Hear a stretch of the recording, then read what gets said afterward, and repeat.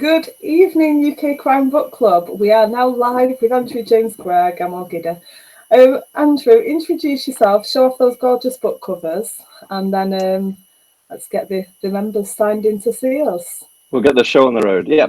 Hi, I'm Andrew James Greig, author of Whirligig, published by Fledgling Press, longlisted for the CWA New Blood Dagger and shortlisted for the McIlvanney Prize, and The Devil's Cut, which is another one in the D.I. Storfin universe. So yeah, that's me basically. So let's start with, you had quite an unusual start to crime fiction. Mm-hmm. I remember being quite surprised when I read this. Yeah, well, I've never written, you see, until, when was it, 2018, I think, I first started writing, and it came out of nowhere, because I've spent my life as an engineer, who are renowned, of course, engineers for not being able to put two words together. So yeah, I've done nothing more creative than a shopping list for all that time. And then I just started writing out of nowhere. It was around Christmas, I had nothing to do. I was bored silly, nothing on the television, so I started writing. And that was a fairy tarte noir called One is One, in a genre all of its own, and it's presently parked on Amazon. So I've taken it off sale because I'd like to rework it one day.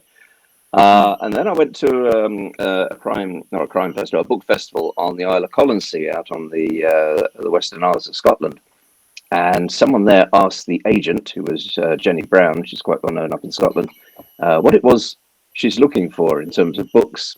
And she said, "Oh, tarte noir is the thing. That's what everyone's looking for at the moment." So I sat in the audience and I thought, sure, I could write a tarte noir, having never even read one, to be honest. It's a terrible admission. But no, this is what I love, because starting from that base, there is no expectation in your head, so you've not got anything to guide you, and that's probably better. But sorry, carry on. I think in some ways, I think it helps, because if I had a huge diet of crime fiction, I mean, I've never read crime fiction. Let's get that straight. I've started with the Arthur Conan Doyles and all the rest of it. So I have read crime fiction, but not having that sort of template in mind, or having all those, the McIlvanney books, for example, and all the rest of them in my DNA.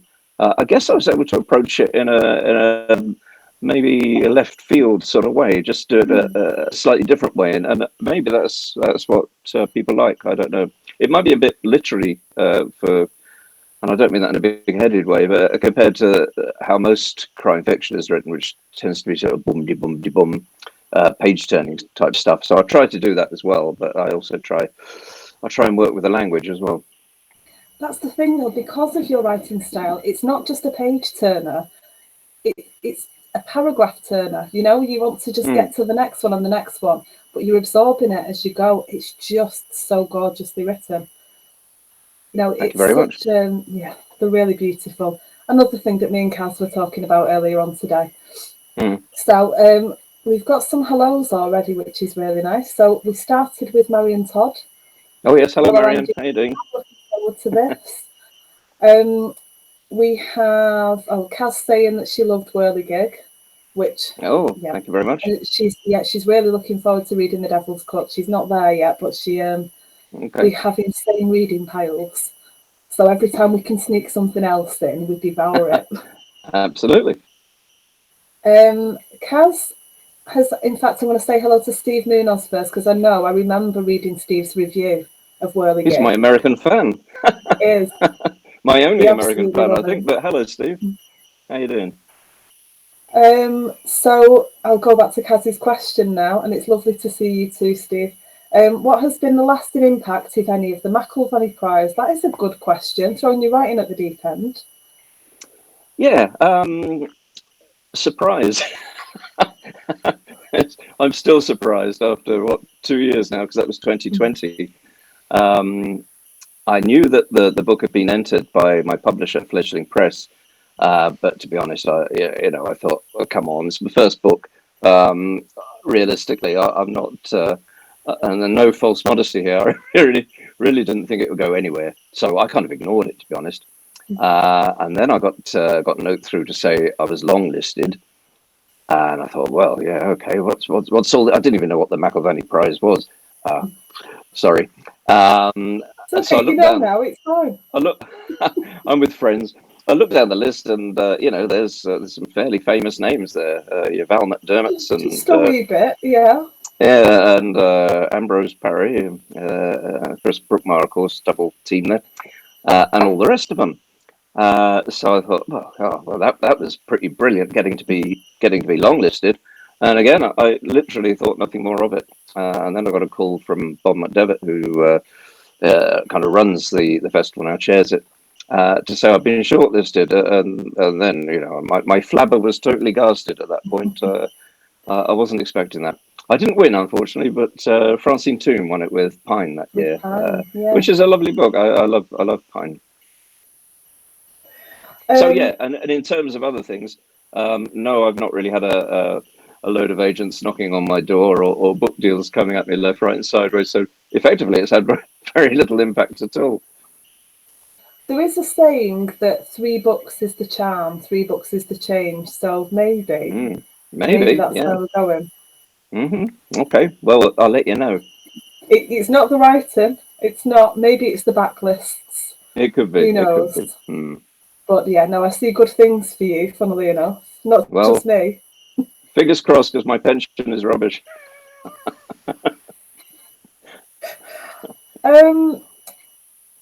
Marion says, Andy, your covers are quite unlike any others I've seen. Do you have any input into them? You're nicking my questions, Marion. But it's okay, because that just makes me think my question was good.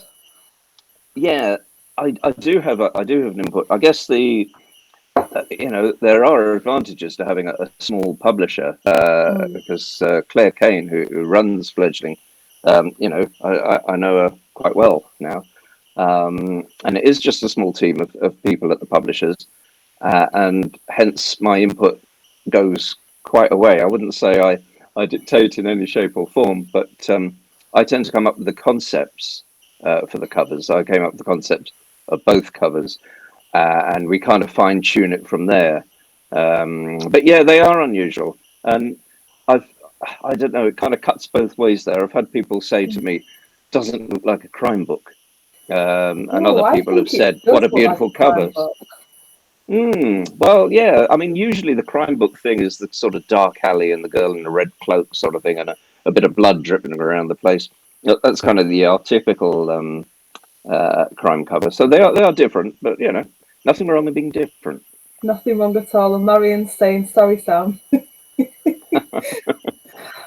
So we've just talked about the covers. I want to talk about the titles. Would you like, because you explain it so much better than I do, you want to explain your titles? My titles, yeah, okay. The first one, Whirligig. I know when when the book was first released, I quite enjoyed the reviews, well, the good ones anyway. Which luckily there were more than the bad. You always get bad reviews. And one person was very proud of the fact that they'd researched what Whirligig was in Scotland, and it was a rotary clothes dryer that you put in the back garden, which is true, but it wasn't the Whirligig I had in mind. The Whirligig I used is very much in the Shakespearean shape terms, where it's the Whirligig of time brings in his revenges, which is the quote that you see at the front of the book, hopefully.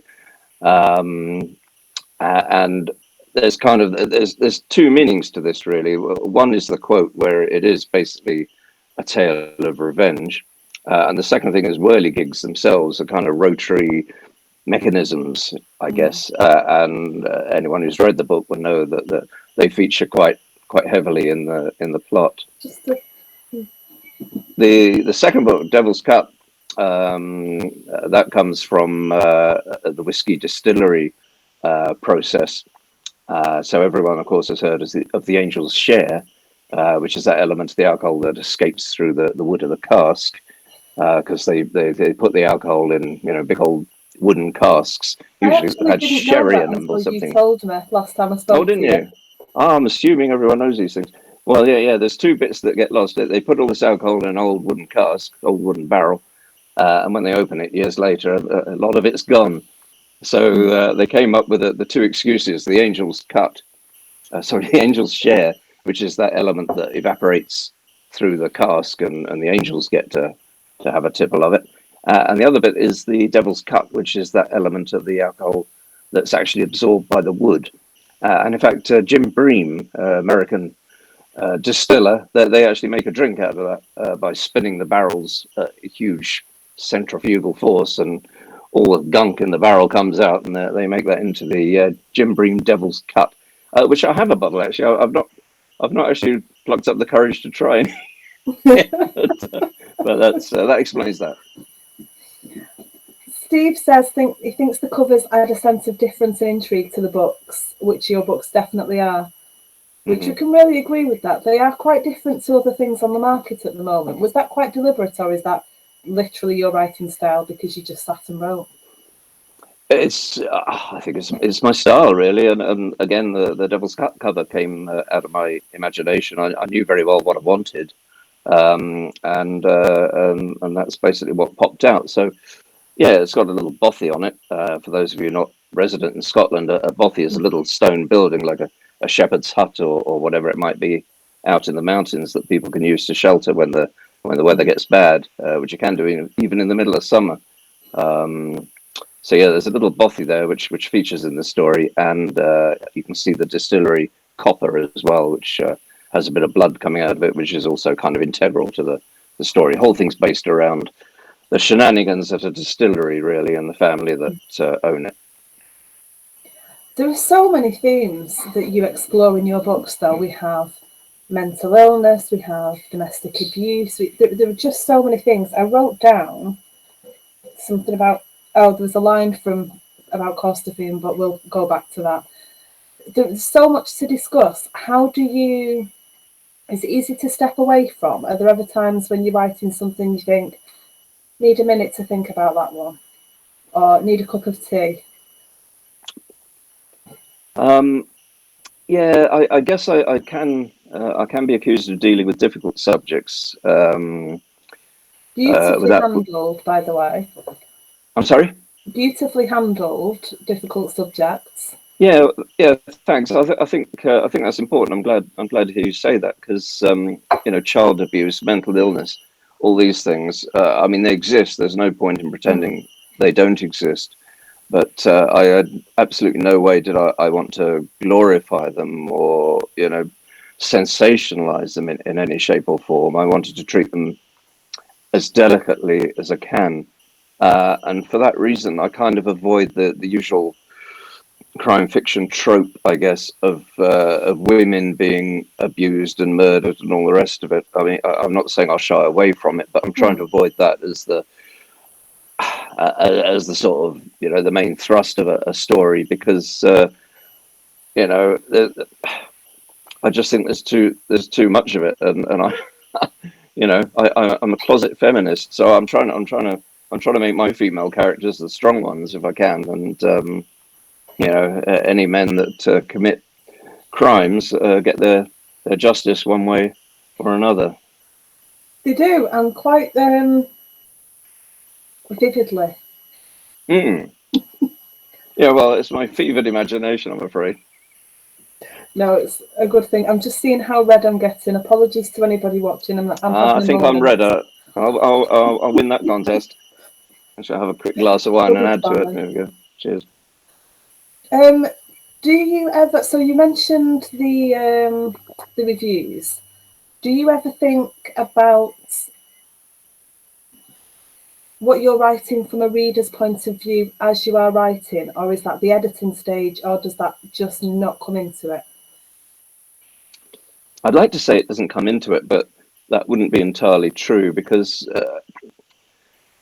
it's I write because I enjoy writing, but it's quite an endeavor to write a book. You're talking, if you're doing well, 6 months, if not it's a year to write a book. And the last thing you want is for it to sit in someone's in tray or get electronically shredded or whatever. You want it to be commercial, and because of that, you have to kind of adjust a little bit how you're doing things, so that it becomes something that people want to buy. Saying that, because I'm not tied into any sort of contract or whatever, I am free to write pretty much what I want. So any of that sort of guiding hand on the tiller sort of stuff comes from me, really. Although I must at this point thank my wife and my daughter, who both glance over manuscripts and say you can't do that, or you can't say that, rather. So I'm kept straight, where sometimes I might go a bit off piste.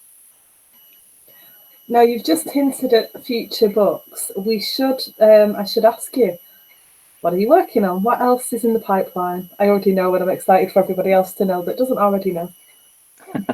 Okay. Flesh and Press are taking my next book, which isn't a Gestorfin book, so it's not a crime book at all. It's an environmental thriller, really. So I'm having a break from D.I. Gestorfin, although Whose there's name plots. I've been pronouncing wrong, I've just learned. Yeah, well, I think I get him wrong sometimes too.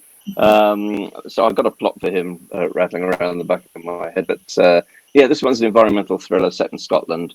And it's basically about climate change and the effects it has on a Scottish family, who appear to be a sort of your typical nuclear Scottish family, but she has an unerring accuracy with a crossbow, for example. So it's I'm going down my usual dark dark paths. And the other thing that I'm just actually finishing the edits on at the moment is a reworking of Robert Louis Stevenson's Kidnapped, which I think you can call a crime novel. I think that probably comes under the crime heading. And like the original novel, it does involve my main protagonist getting kidnapped, although in this case, she's an Iraqi refugee, and she's being trafficked. So yeah, it's again, it's a bit darker than Robert Louis Stevenson's version, but I'm I'm hoping it's well received. I know I'm putting myself up for being shot down, really, by doing something like this, because it's obviously a well loved book, and I love it as well. So it's not a rewriting of it by any stretch of the imagination. It's influenced by it, I guess, rather than in any shape trying to just redo the story. I think always going to be a double-edged sword, but I think you'll find more supporters than naysayers. And either way, it's good publicity. Yeah, well, thank you. Yeah, I could give you a little reading from it if you like, which has never been done. I would absolutely love that. I'll make it short and sweet. So I'm still editing it. I'll just warn everyone. Okay, here we go. I'll just start at the very beginning, and the first chapter is called If. And it's called If for reasons that will become apparent if anyone knows any Rudyard Kipling. But I'll just read a bit. Here we go. So it kind of sets the scene. I heard the grandfather clock strike midnight, the final chime fading into velvet summer air as my drunken feet weaved a crooked course to the open front door. I was intoxicated with life, on the cusp of adulthood, and about to be orphaned for the second time in my short life. My name is Callista Buchanan. Callista was my birth parents' choice. It remains my only link with them, apart from my features, which are undeniably Persian. I took my surname from the couple who adopted me, raising as their own daughter and giving love and understanding to a 3-year-old child who had lost everything. You might recognize me from my photograph, taken less than an hour later that same midsummer night, but another lifetime ago for me. My wide and unnaturally green eyes staring out of a hysterical young woman's face, red streaks covering my cheeks like a Comanche. I was a picture editor's dream. My olive complexion, black hair flowing in careless curls to frame my face, and then the blood. Bright red lines across the bridge of my nose, finger streaks painting parallel lines across my cheeks. The photograph was real enough, catching me framed in the open doorway to my parents' house, my face painted with their blood and laughing insanely at the carnage inside. The words that accompanied my picture in the many news broadcasts and newspapers of the time, not so true. telling how an ungrateful and illegal immigrant girl was responsible for the death of the couple who loved her and who had adopted her. That is the story they want you to believe. This is mine. There you go. It's just the beginning of it. That's beautiful. Well, it's a bit different to Robert's. Sorry, go on. I was saying it's a bit different to Robert Louis, but there you go. When you said, Joe, in the prologue, not the prologue, sorry, the promo that we did, when you asked, would I like you to read, I was so excited, and then we've just all sat and enjoyed. Good. Well, that's a world first. You've got a premiere there, because I wouldn't even read it to myself. If we can, we'll add a note when we share that. When we share this afterwards, we'll add a note of our world exclusive. Excellent, yeah. I do love an exclusive, especially one like that. I am very warm. So Leslie Lloyd says that sounds interesting. I'm just looking at my phone because I can't see who everybody is. On the right-hand side of our screen, we have a lot of Facebook user. Okay. So Marion Todd says, delighted to see one of my favourites on Sam's shelf, The Day of the Jackal. So,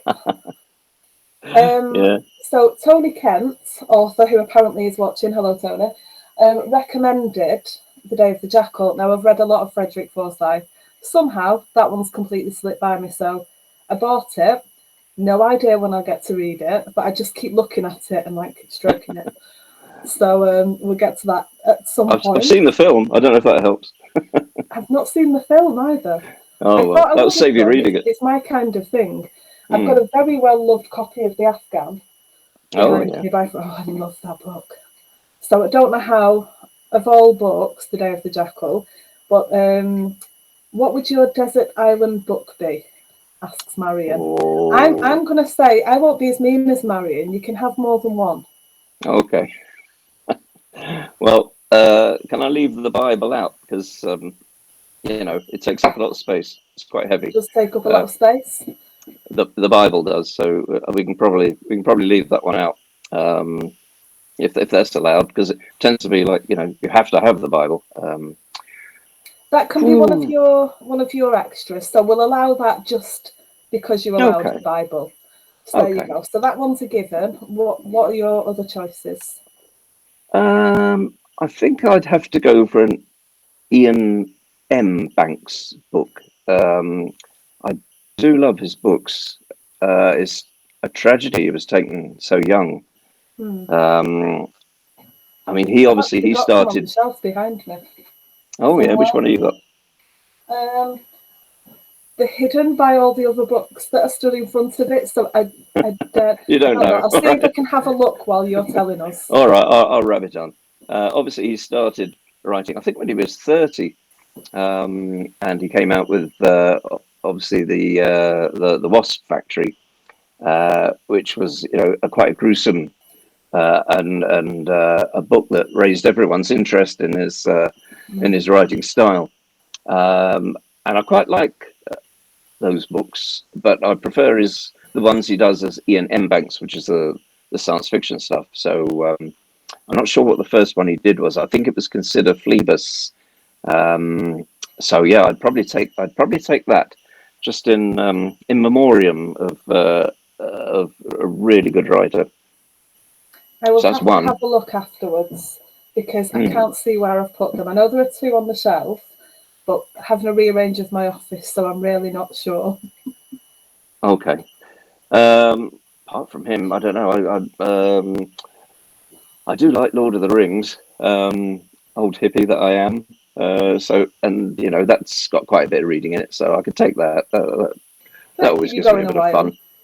Yeah, that's right. And when you've read it for the 100th time, it's toilet paper, so very useful. Or lighting fires. Maybe that's more more scenically Interview terminated. We are not lighting fires with our books. We are not wiping things with our books. Yeah, but you're on a desert island. What are you going to do? Desert island, get in the sea. That's it. No. I mean, clearly I'm going to be warm anyway. I don't think we need to be worrying about me being warm. Okay. And William Shaw said, Marion Todd, Sam shelves are excellent. William Todd is here above my head. William Shaw is here above my head. I'm combining authors now. Oh yes, So yeah. there's a full series and the start of a series and a standalone that leads into a series right above my head. Because when I stand everything on its side, I end up with books on top of me. They just fall off. So, Yeah, and you have to Marion watch it. Todd, your books are here as well. But I'm not moving the camera. You are there though. She's a great writer, very prolific, Marion. We absolutely adore her. Tony Millington says, evening. Hello, Tony. Hope you're Good feeling evening. better. Hello to you and Anne. Gail Hardy's watching. David Monaghan Jones is watching. And Alan Martin says, do you have a writing routine? No. That was a big laugh. Absolutely not. Every now and then, I think I really ought to write something, and it's totally random. None of this getting up at 6 in the morning, having a glass of orange juice, and working for 6 hours straight. I don't really touch a computer to tap away on the old laptop week in, week out, and then I'll sit down and do a burst of I don't know, 5,000 words or something, and then I'll kind of ignore it again for a bit and come back to it. It's a really inefficient and crazy way of working because not only you though. It seems to, but it's probably inadvisable. I really ought to change it because not only am I an extreme pantser in that I literally start writing with an absolute empty page. I haven't got a thought in my head, which is kind of normal for me, but it is a blank page. I haven't got an idea of a plot, people, whatever's going on, and I just start writing. It's absolutely pants, yes. So by the time you get halfway it's astonishing through, that you start and just go, and this is what you write. yeah. Well, maybe I'm channeling. I don't know. But yeah, and then you get halfway through a book and you think, what on earth's going on? how does any of this make sense? And then it gets interesting because you then have to tie all the little bits together on a nice bow with a cherry on top. But I'm not the only one. There's a few extreme pantsers out there. I may be the most extreme in that I don't even start with a title or a concept. So that's probably quite bad. But I was going to say the other bad thing about my writing routine, which isn't a routine at all, is that I leave it so long that I have to go back to the start to see what it's all about and who these people are. So yeah, it's a crazy way of doing it, but it seems to work. I don't think I'll be churning them out by the million because it's highly inefficient. So, what is your biggest procrastination then? What keeps you from writing? Anything, or even mow the lawn or do some DIY or do the washing up or hoover the floor. Anything, anything. I haven't got any particularly wonderful, exciting hobbies to do. So yeah, no, I'm really bad at that. And then I think, oh God, it's pull yourself together, write something. And I guess I'll have to do more because I'm starting to get a very small but loyal following, and they give me a hard time if I don't write new books. So yeah, I guess the public is my impetus. What was the last book that you bought? Can you remember? Or the latest I can one that you're actually. reading? I can. It was Piranha by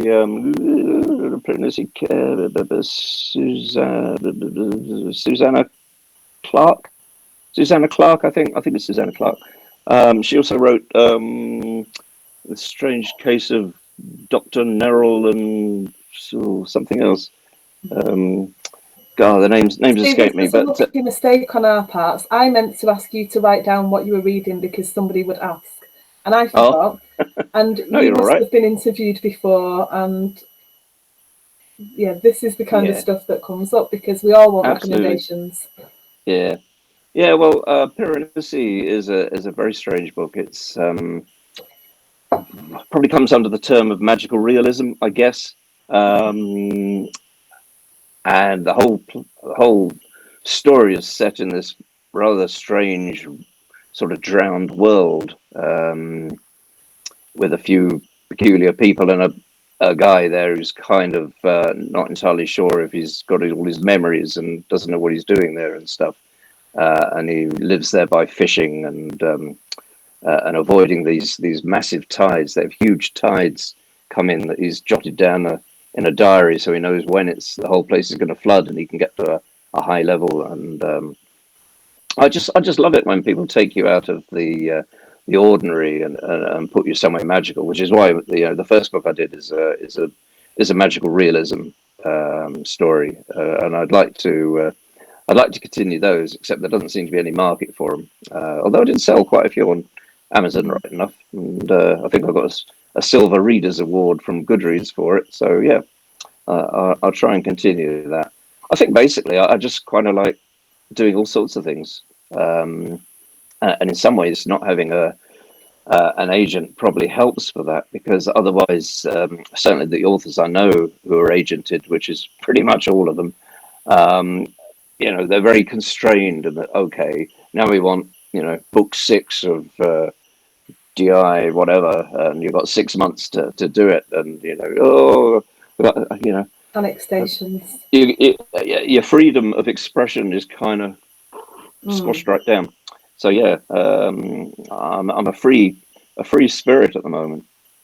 Do what I want, but I would like to do another Christophany, because I know people enjoy those. So yeah, I have to.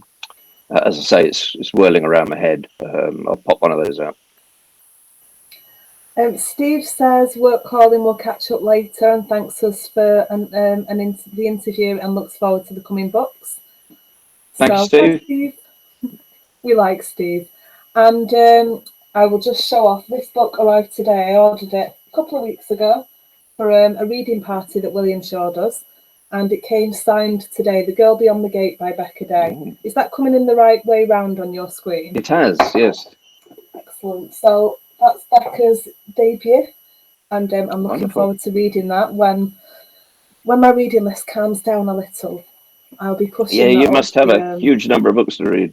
It's amazing. It is the best thing. Yeah, I don't know how you do it. No, don't know. No. Somehow have taken to reading a lot more on the Kindle. So it's a debate we have in the book club a lot. Kindle versus ebook versus audio. Personally, I think if you're reading, it doesn't matter what form it's in, excellent, excellent. Mm-hmm. I want everyone to be a reader. We all need that escapism. It builds vocabulary no matter how you're reading. There's a lot of snobbery sometimes around different formats. Mm-hmm. Mm-hmm. But no, for me, the Kindle has become the thing, because if the kettle's boiling, I'll get a few pages in and maybe get a chapter in. If I'm drying my hair, I can have it open on the laptop while I'm drying my hair and still be reading. It's so flexible. Yeah, Whereas the I mean, book, quite heavy. there's also people who have problems with dyslexia or whatever, and would struggle to read. So audiobooks are great for them, or got visually impaired or whatever. So yeah, whatever floats your boat. If it gets the stories out there and into people's Yeah. minds, then it's all good. My mum used to have talking books on tape. I Oh forget yeah. where they came from. I don't know if they were the library or spent a lot of time in libraries as a child. Funnily enough, Mm. wonder where the love of books comes from. But yeah, I do remember hearing all kinds of things in different voices, and I had a tape, my own. I'm dating myself now, aren't I? A tape recording that came with Sylvanian families, and it was called The Big Storm. And I'm Hmm. still fascinated with storms, and I'm sure that's where it came from. Listening to this tape on my little tape recorder over and over and over. Ah, Lights off. You've got to go to sleep. Fine, okay. Batteries have gone in the torch. Can't read. Fine, I will listen. I will find a way yeah, to read those yeah. Well, words. that's interesting. I wonder how many other people, readers, spent a lot of their time in the library. I know I did. I'd worked my way all the way through the sort of junior section, when I was, I don't know, 8 or 10 or whatever, and then started raiding the adult section. And sometimes I was able to take them out, and other times the librarian would stand there and say, "You're too young for that, you know, put it back." So yeah, shame really, because I found them very instructive. So you missed a trick. You have to take it from the adult section, sit in the child section, and read it. There you go. Yeah, yeah. Tips You've for obviously the done that. today. Yeah, spot the person who Today's absolutely tip. did that. Somebody has said, oh, Alan Martin has said, tell us about your adventures in Babylon. Now go on.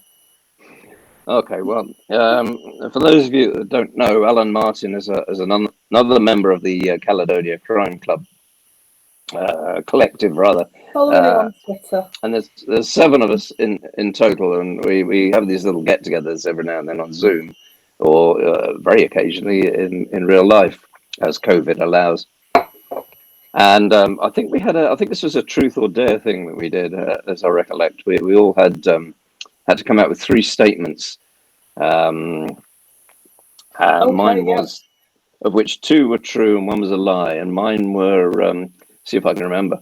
I had a curry with Keith Moon from The Who. Goodness me. What did I do at the Hanging Gardens at Babylon? I was sick against the Hanging Gardens at Babylon. And I can't remember the third thing. It was equally, might be something to do with helicopters and being shot at. I honestly can't remember.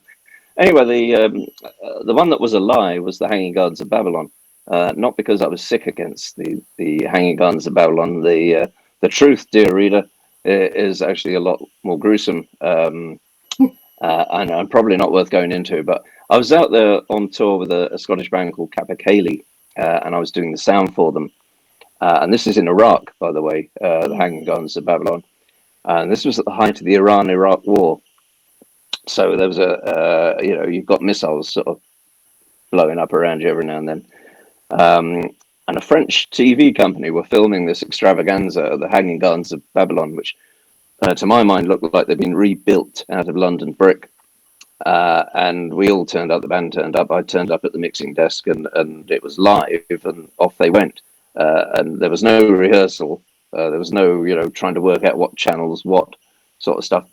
So that was all a bit manic. And then we went to a hotel afterwards, and it was a lovely, modern hotel, marble flooring and all the rest of it. And we were the only people there because no tourists. And we had a lunch there, and then went back into Baghdad where we were staying as part of the tour. And I know it was a couple of hours later, I got this sudden chill feeling that started at the top of my head and ran all the way down my body. And having been there before, I went to the toilet and locked the door. And I don't need to describe what happened after that. But I was sharing the room with poor old Mark Duff, who used to play the whistles and what have you with them.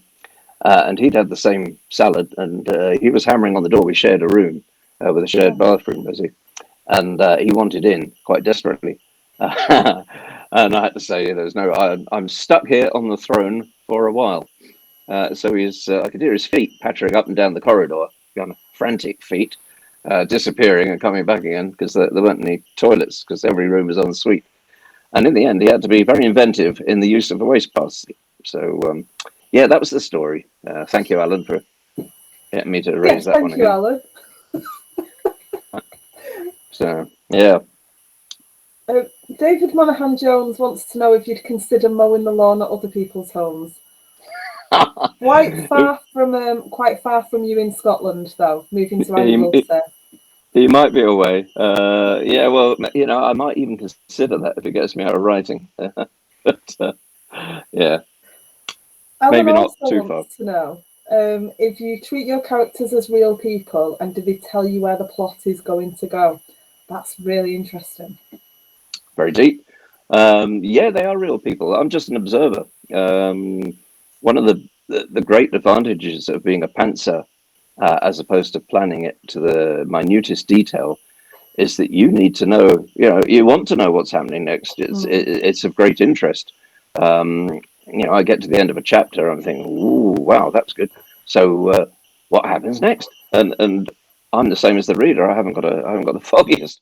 So yeah, Does that keeps me Marion Todd interested. not tell you off? Oh well, she hasn't had words, but we have discussed her intricate plotting of her books, which she does on spreadsheets. Interestingly enough, well, some people use spreadsheets, some people use yellow stickets. You know, everyone's different. I have tried. It's not through lack of trying. I have tried to just sit there with a I've actually got a flip chart out with a huge sheet of paper on it and the marker pens, and started drawing the links and stuff. And I just lose interest. I can't do it. At the risk of having my hands slapped by Marion, who's cheering yes at the moment, I think if it works for you, it works for you. Yeah, well, absolutely. I think that's it. Yeah. Obviously, Sorry, Marion. somewhere, it must already be planned out in my head. I think it's just I'm not aware of it. So, maybe I've got the advantage there because I'm getting all the enjoyment of seeing what happens next, and then I'm seeing it for the first time before anyone else. So yeah, works But for let's me. go back to the characters. Yes. So, are they talking to you and setting things up themselves? They're doing what they do. As I say, I'm just reporting what they're doing. I'm not. I think if you've written a character okay or quite well even, then they have a voice, and that voice should remain true as they go through the story. So in some ways, it becomes easier the longer the story goes on, or certainly if you're in a series and you're on to the next book or whatever, because you already know who these people are and how they behave, and what their foibles are, what their strengths are, etc. So no, yeah, they tell me what they're doing. They're talking to me. I'm just typing it down. The fans on the computer. So, I was just behind my hand asking my husband what the sudden noise was. Apparently, it's the fans on the computer. I thought there was Ah, okay, thank you. I thought there was something going on in the kitchen and I couldn't see anything. And I was really okay, panicking, thinking, do I need to run and check what's going wrong in my kitchen? But no, it's me. It's me that's wrong. So it's that's you. fine. Okay, that'd be blowing hot air at you as well, which won't help. It's not helping. I mean, it's I've got a lovely distraction though, haven't I? With you sat You with me, have, so we are you have. absolutely fine. Um, so have you been writing today? I've been editing today. Okay.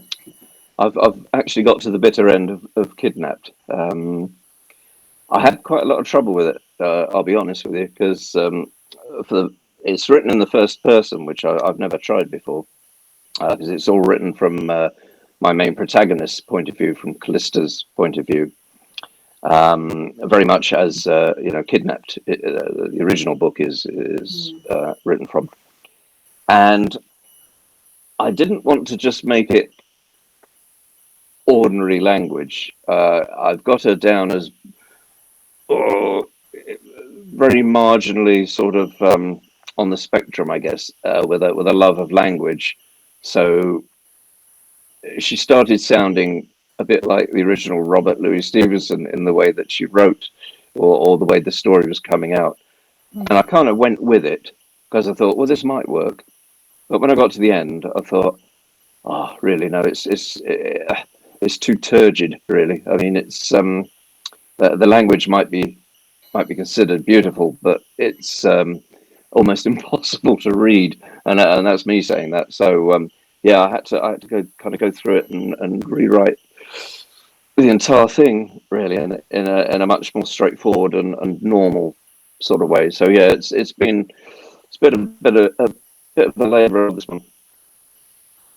I want to know what the next thing that happens is after you write the end. Is there a sense of relief? Are you moving on to the next thing? I'm intrigued by this. I never write the end,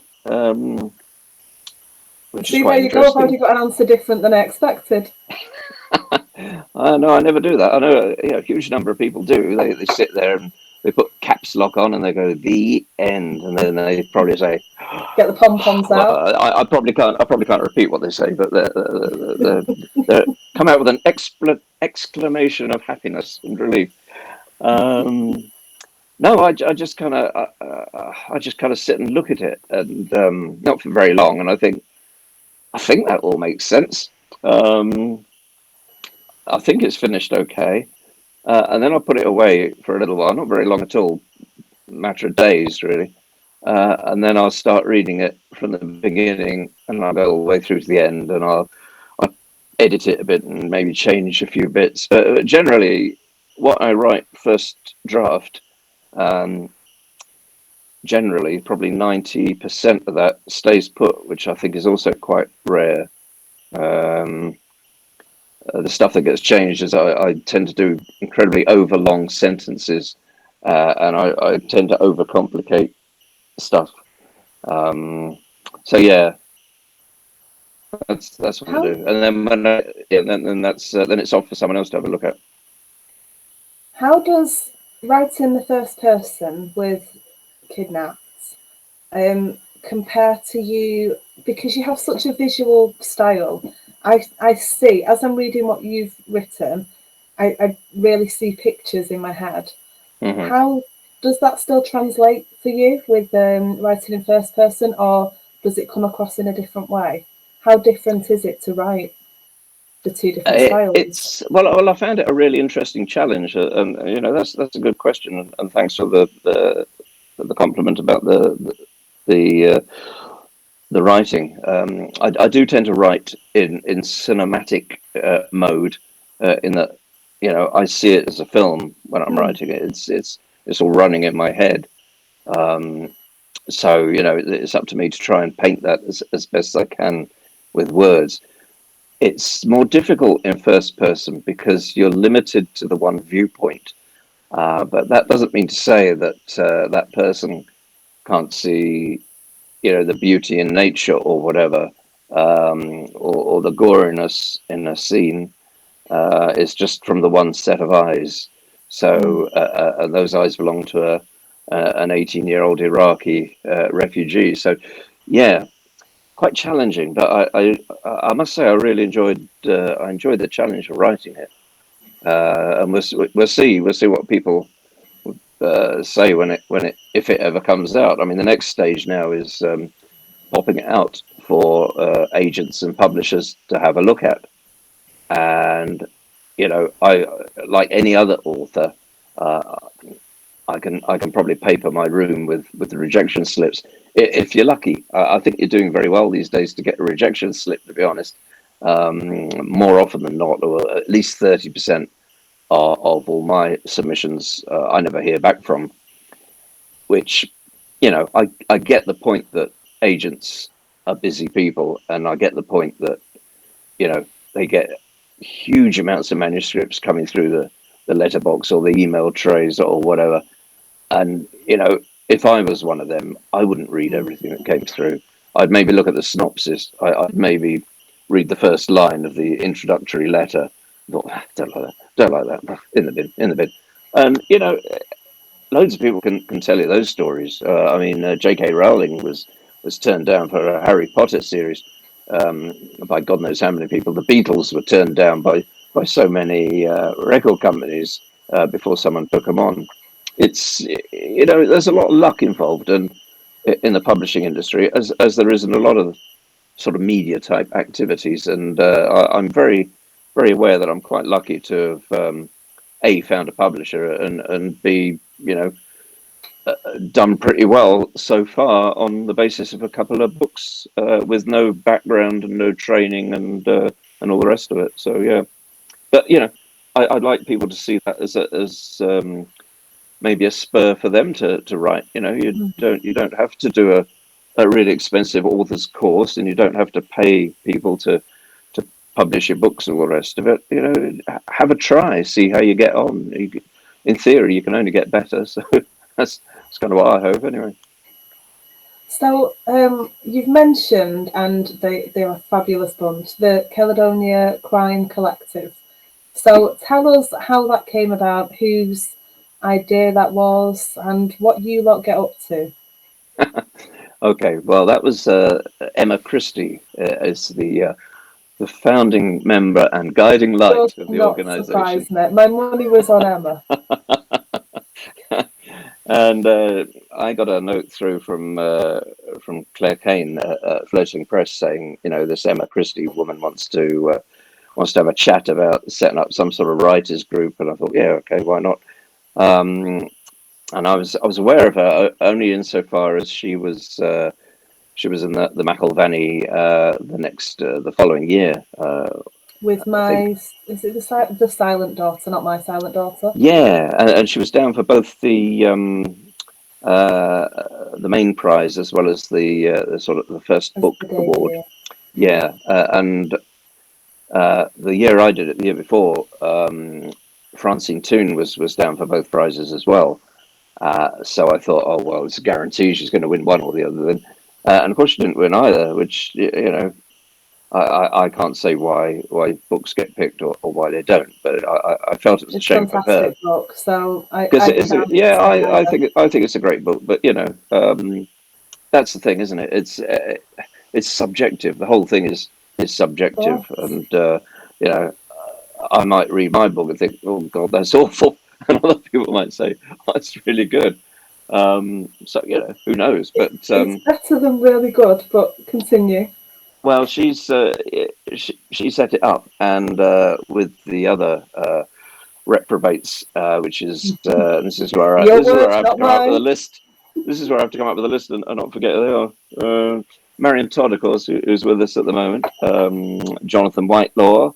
I have to count them off. We got Deborah Masson, whose car broke down today, actually. So we're in regular contact. Her car broke down and she didn't have any clothes. I'm not quite sure how that worked out. I think maybe she mispronounced something on the WhatsApp group. I'm not entirely sure. And then we got Gareth Halliday, of course, and Alan Martin, who's also been here with us. And I think that was 6 of them. In which case, and me, that's 7. And yeah, we do all sorts of things. We're open for bar mitzvahs, festivals. You are actually coming on to UKCBC as a group later this year. Brilliant. Which we are very much looking forward to. That'd be good. Yeah. So we have to kind of they're a lovely guy. Lovely lot. Yeah. I can't imagine the chaos that is going to ensue from this, but I can't wait to find out. Emma keeps us under control. The beauty of the video chat that we can get you all from wherever you are. There is no escape. We will find you and we will make you talk to us. Absolutely. I mean, if there's any good come out of COVID, then it is that everyone's become a lot more relaxed about this sort of thing, about doing the video chats, and like you've got Steve Munoz there, who's I think he's in California, isn't he? Yeah. Yeah. So you widen your reach incredibly, which is a good thing. And not everyone can get to all these little author events in bookshops and stuff. So yeah, I think the sort of dual model of doing the live stuff physically and doing it online now is probably here to stay, and I think it's probably a good thing. So do I. I'm not somebody who leaves the house very much. I'm going out a bit more than I was before, but yeah, when my back's bad, things like this are really helpful because I wouldn't be out walking about. I wouldn't be able to be. It can set you back a few days, and I'm far from the only person who's got health issues that keep them at home. Exactly. So the amount of people that are really enjoying these events and being able to discover authors like yourself who you might not have seen otherwise. Mm-hmm. They're not going around libraries, they're not going around bookshops. Yeah, it's an ideal way to. And it's absolutely. And if you are ill, or if you don't have much money, for example, or you live in a very remote area, whatever the reasons, this provides a new window into the world for you. So yeah, it's a good thing. Yeah, we certainly enjoy it. We are almost at 8 o'clock. Whoa! That has gone fast. That has gone really fast. Good. And I'm getting all kinds of pings now, so I'm sure there's message. Yep, here we go. Marion Todd, this has been fab. Sam and Andy, thank you so much. And great chat. Thanks to you both, is Alan Martin. Leslie Lloyd was saying that's an amazing keep rate for an extreme pantser. The fact that almost everything that you write gets kept. Yeah, I'm very impressed with that. And hello, Kate Bendelow, who is watching. Kate is a crime fiction author and a serving CSI with Greater Manchester Police. And she's coming for an interview. She's going to kick me. I think it's on Friday with Graham Bartlett. So yeah, they're always fun together because they're good mates as well. So they excellent. Yeah, they tear a strip off each other for our entertainment. It's great. So thank you so much for coming. Give us a recap. Show us those gorgeous. Have a sip of your wine first, and then show us those gorgeous covers and give us a little hint of what each one's about. All right, Whirligig, which concerns a number of unexplained deaths in a small Highland town and its surroundings, which appear all to be unrelated to start with, and the detective and his small team have to work their way through it and realize that there's more to what's going on than meets the eye. And in fact, they have a serial killer who's very, very specific about A, who gets killed, and B, exactly how they are killed. And as I said, without giving anything away, I think it's kind of a revenge book, but maybe coming from a very unusual angle. The other one, I don't think that gives anything away. I think that's the perfect description. good stuff. The Devil's Cut, also in the same universe, as we say in the trade, concerns what appears to be a demonic presence wandering around the town and doing some fairly horrific things to people. But at the end of the day, it turns out, and as you alluded to earlier, it does involve an exploration maybe of mental illness. But what we find as the story progresses is that it's love actually that is the catalyst for what happens in the story, and it's how love is such a pure and strong emotion that when it is ripped out of you, maybe what's left can be seen as maybe not human. I think that doesn't give much away, I hope. I agree. And all that's left to say, as Caroline Maston says, and I seem to have picked up, is thank you so much for joining us. It's been a wonderful hour. Thank you. Thank you so much for having me. It's been a joy, and I hope people out there enjoyed it.